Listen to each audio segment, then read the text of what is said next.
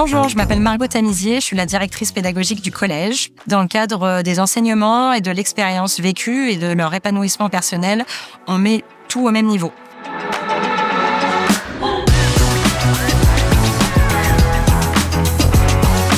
L'organisation type d'une journée ou d'une semaine au collège, c'est avant tout un cours qui dure 45 minutes. En 6e et en 5e, les cours d'histoire-géo sont entièrement en anglais. Les langues sont vraiment au cœur de notre projet. Dès la 6e, les élèves peuvent démarrer une nouvelle langue, donc soit l'allemand, soit le japonais. Et idem pour la 5e, où ils peuvent démarrer encore une autre langue, soit le chinois, soit l'espagnol. Tous les jeudis, les 6e et les 5e ont des ateliers en rotation sur 4 semaines où ils ont les matières telles que le drama, la musique, l'art, l'EMI, donc l'éducation à l'information et aux médias, et la technologie.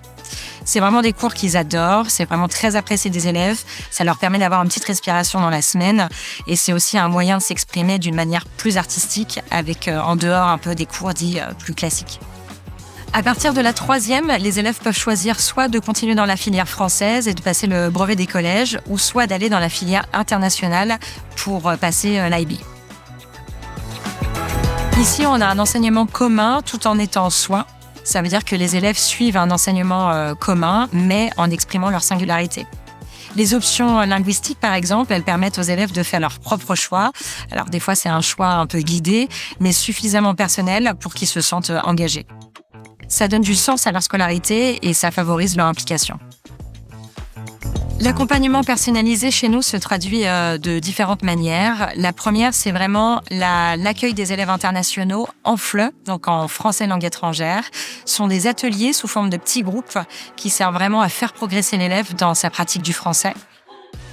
L'expérience, elle est au cœur des apprentissages. Apprendre ne se limite pas forcément aux cours.